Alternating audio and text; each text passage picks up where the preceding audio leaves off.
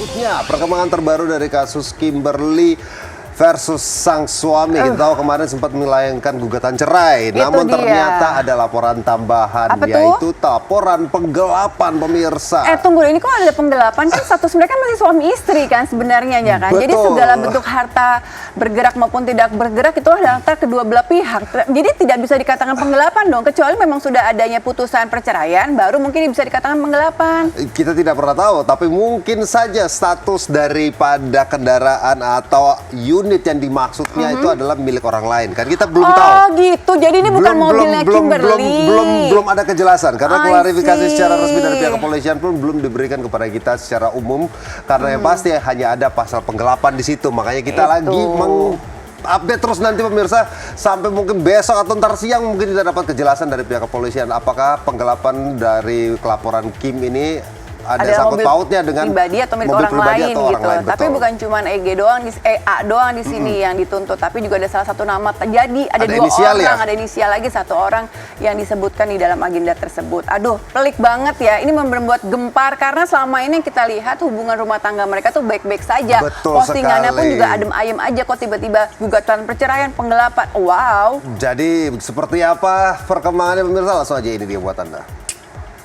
Pelaporan dari saudari KL itu hari Kamis ya, tanggal 20 Juli 2024 sekira jam 7 malam di Polres Jakarta Selatan. Kisruh rumah tangga Kimberly Ryder bersama gugatan cerainya terhadap Edward Akbar kian gaduh ketika mencuat pula kabar tak sedap terkait dugaan penggelapan mobil. Tak hanya mengadukan hati ke pengadilan agama, Kimberly juga melaporkan sang suami ke polisi. Laporan atas dugaan penggelapan mobil ini telah dibuat sejak tanggal 20 Juni 2024 lalu. Tak sampai 1 bulan sebelum Kimberly akhirnya melayangkan gugatan cerai ke Pengadilan Agama Jakarta Pusat pada 12 Juli 2024. Dari laporan ini, polisi telah memeriksa 2 saksi, yakni saksi pelapor juga ibu Kimberly. Lalu, adakah sosok lain selain Edward yang turut diseret kerana hukum? Kalau yang dilaporkan adalah penggelapan satu unit KR roda 4. Terlapornya siapa Bu dan ada berapa orang yang dilaporkan? Untuk pelapor melaporkan ada 2 orang, yang jelas ada inisial NL, kemudian dengan EA. EA ini berarti fix suaminya Bu ya? Nanti masih kita dalamin dulu. Ya, untuk itu kita tetap melakukan pemeriksaan. Kemudian saksi-saksi kita minta keterangan untuk memperjelas kasus yang dilaporkan. Terlihat adem ayem di permukaan, rumah tangga Kimberly dan Edward yang sudah berjalan selama 6 tahun belakangan ternyata sudah cukup lama menyimpan bara persoalan. Jauh sebelum mengejutkan publik saat menggugat cerai Edward Akbar, Kimberly ternyata sudah berkutat dengan dugaan penggelapan oleh suami sendiri sejak tahun 2023 lalu. Peristiwa ini diungkap penyidik terjadi di bulan Mei 2023 dan setahun kemudian di bulan Mei 2024, Kimberly mencoba meminta aset berupa kendaraan dikembalikan. Tapi ketika harapan tak kunjung berbuah hasil setelah setahun mencoba, Kimberly memilih jalan hukum sebagai pintu keluar dari sengkarut kasus ini.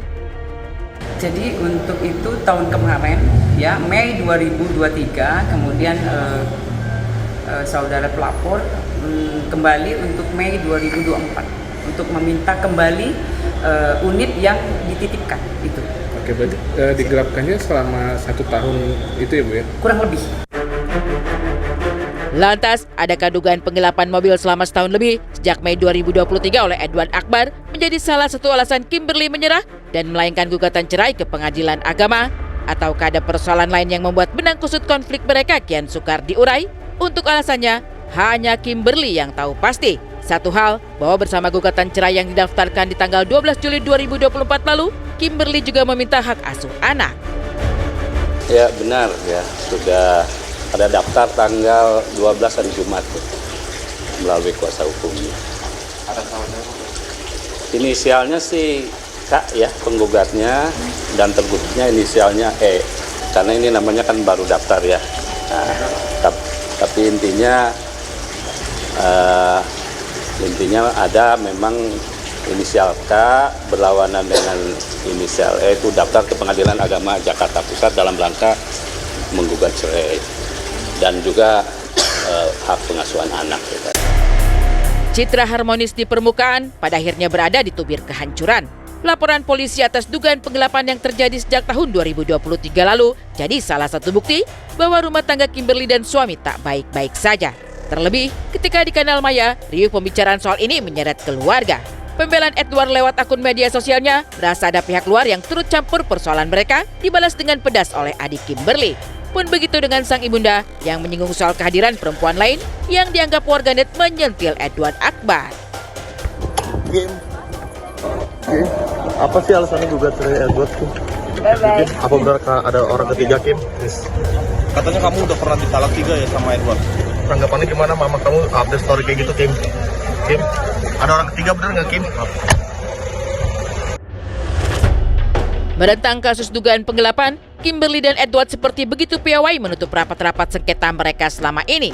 Setidaknya di bulan Februari 2024 lalu, dalam sorot kamera insert, mereka bahkan masih menyimpul senyum bahagia mengenang awal pertemuan hingga menguntai harapan di masa depan.